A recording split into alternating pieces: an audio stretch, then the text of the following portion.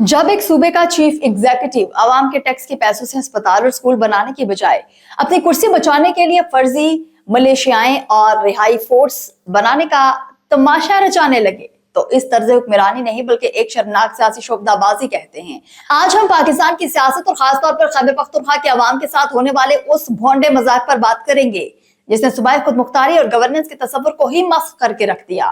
एक सूबे के सरबराह का बुनियादी काम और इसका आईनी दायराकार क्या होता है? उसका काम अवामी खिदमत, सूबे में अमन अमान का कयाम, मईशत की बहाली और अवाम को रिलीफ फराहम करना होता है। लेकिन इस वक्त खैबर पख्तूनख्वा की सूबाई क़यादत जिस डगर पर चल निकली है वो अवामी फलाह की नहीं बल्कि अपनी वज़ारत आला को बचाने और सिर्फ जाती मफादात के तहफ़्फ़ुज़ की राह है।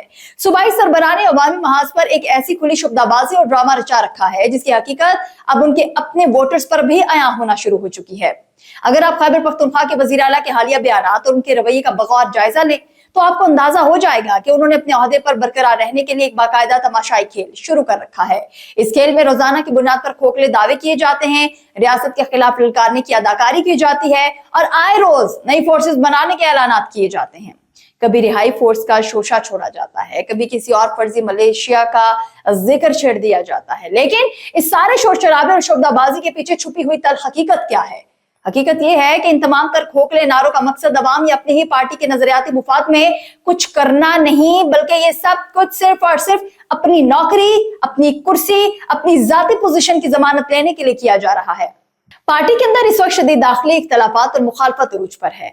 इस मुखालफत को दबाने और अपनी लीडरशिप की नजरों में खुद को सुरखरू रख दिखाने के लिए ये सूबाई सरबराह दिन रात ये दावा करते हैं कि वो सबसे बड़ा वफादार है, मगर जमीनी हकायक कुछ और ही बताते हैं कि इस नाम निहाल वफादारी का मरकज ना तो कोई नजरिया है और ना ही कोई लीडर, बल्कि इसका मरकज सिर्फ और सिर्फ खुद उनकी अपनी जात, उनकी वजारत आला की बका। हर वो कदम जो वो उठाते हैं, हर वो ऐलान जो प्रेस कॉन्फ्रेंस में गला फाड़ कर किया जाता है, चाहे वो विफाक पर चढ़ाई की धमकी ही क्यों ना हो, किसी नई फोर्स की तश्कील दरअसल महज एक सियासी शुब्दाबाजी है। एक ऐसा तमाशा जिसका मकसद ना तो अवाम को इंसाफ दिलाना है और ना ही सूबे के हुकूक के जंग लड़ना, बल्कि इसकी वाहिद मकसद मरकज को ब्लैकमेल करके अपने जाती ओहदे की हिफाजत को यकीनी बनाना है। सच तो यह है कि इस वक्त सूबाई हुकूमत के ऐवानों में बैठा हर शख्स और उनके इर्द गिर्द मौजूद हर मुशीर सिर्फ और सिर्फ अपनी जाती मुफाद की जंग लड़ रहा है। इस शुब्दाबाजी में ना तो कोई हकीकी मकसद है, ना कोई सदाकत, ना ही कोई मुखलिसाना नियत। जब एक सूबे का सरबराह अपनी जात की बका के लिए सूबे के सरकारी वसाइल, सरकारी मशीनरी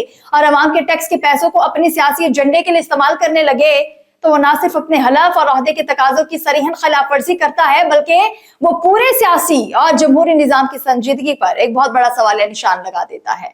आज खैबर पख्तूनख्वा के अवामी सूरत हाल पर खून के आंसू रोने पर मजबूर हैं। सूबे में अमन अमान की सूरत हाल दगरगो है। अवाम बुनियादी सहूलियात को तरस रहे हैं, लेकिन वजीर आला की तमाम तर तवज्जो और वसाइल इस सियासी ड्रामे पर मरकूज है। अवाम के सामने ये सूरत हाल अब सिर्फ तंज और तनकीद की मोहताज बनकर रह गई। वो देख रहे हैं कि उनका मैंडेट किस बेदर्दी से एक फर्द की अना और कुर्सी बचाने की मुहिम पर कुर्बान किया जा रहा है। ये शुब्दाबाजी ज्यादा देर नहीं चल सकती, क्योंकि जब रियासत की रिट को जाती मकासद के लिए चैलेंज किया जाए तो उसका अंजाम कभी सियासी पता नहीं होता। ये तर्ज अमल सियासत नहीं बल्कि जमहूरियत के नाम पर अवाम के साथ एक ऐसा शर्मनाक धोखा है जिसे बादशाह और अवाम कभी कबूल नहीं करेंगे। आपको ये वीडियो कैसी लगी कमेंट सेक्शन में जरूर बताइएगा।